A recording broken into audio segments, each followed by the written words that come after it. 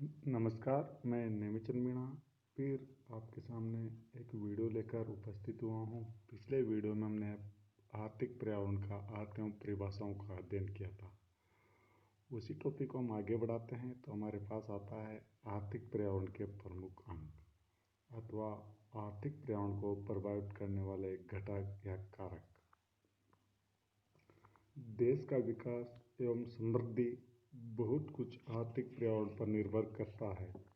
जहां एक और अनुकूल आर्थिक पर्यावरण देश में उत्पादन, आय, रोजगार में वृद्धि को बढ़ावा देता है, वहीं दूसरी ओर प्रतिकूल आर्थिक पर्यावरण उत्पादन, आय और रोजगार में कमी को बढ़ावा देकर अर्थव्यवस्था को कमजोर कर देता है।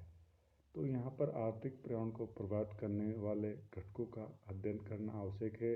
जैसा कि इस पेपर में चार्ट में बताया हुआ है, आर्थिक पर्यावरण को प्रभावित करने वाले प्रमुख घटक या कारक। इसमें सबसे पहला और सबसे महत्वपूर्ण कारक प्राकृतिक संसाधन एवं दशाएं हैं।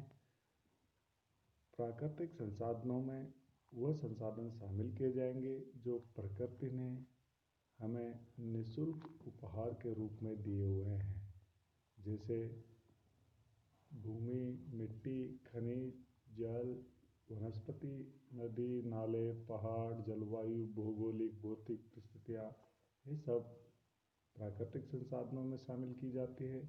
जहाँ पर ये संसाधन पर्याप्त मात्रा में उपलब्ध है, उनका उचित विदोहन होता है, तो उस देश का आर्थिक विकास अधिक होगा। तथा जिन देश में ये प्राकृतिक संसाधन पर्याप्त मात्रा में उपलब्ध नहीं हैं, जिनका विदोहन पर्याप्त या उचित रूप से नहीं हो पाता है, वो देश आज पिछड़े हुए हैं। इसका उदाहरण अमेरिका, रूस आदि देशों से हम ले सकते हैं। दूसरा जो अर्थव्यवस्था को प्रभावित करने वाला कारक है, वह है आर्थिक प्रणाली। आर्थिक प्रणालियाँ भी आर्थिक पर्यावरण को अत्यधिक रूप से प्रभावित करती है। और आर्थिक प्रणालियाँ 3 प्रकार की है: पूंजीवादी, समाजवादी और मिश्रित अर्थव्यवस्था। पूंजीवादी अर्थव्यवस्था में उत्पादन के साधनों पर प्रभाव निजी क्षेत्र का होता है।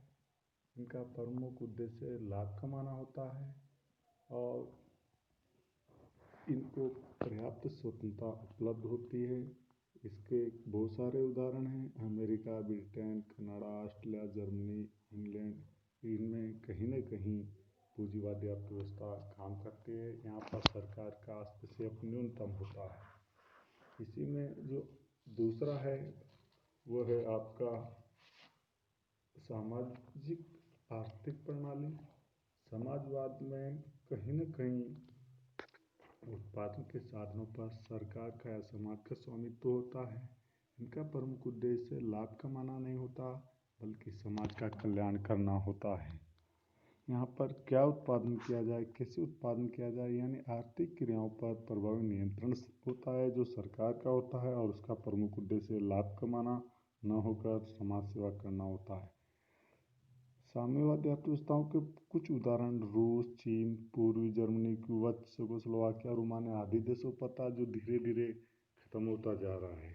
तीसरी अर्थव्यवस्था है मिश्रित अर्थव्यवस्था। मिश्रित अर्थव्यवस्था में पूंजीवाद और समाजवाद दोनों के गुण होते हैं। दोनों क्षेत्र यहाँ पर काम करते हैं और इसका उद्देश्य लाभ कमाने के साथ साथ सामाजिक क्षेत्र को बढ़ावा देना भी है। इसमें जो तीसरे जो पर्यावरण को प्रभावित करने वाला जो घटक है वो है आर्थिक दशाएं। आर्थिक दशाओं का भी प्रभाव अत्यधिक मात्रा में पड़ता है। इसमें आर्थिक विकास का स्तर क्या है। यदि आर्थिक विकास का स्तर अच्छा है, टेक्नोलॉजी अच्छी है, तो वह देश का आर्थिक पर्यावरण अधिक संपन्न होगा।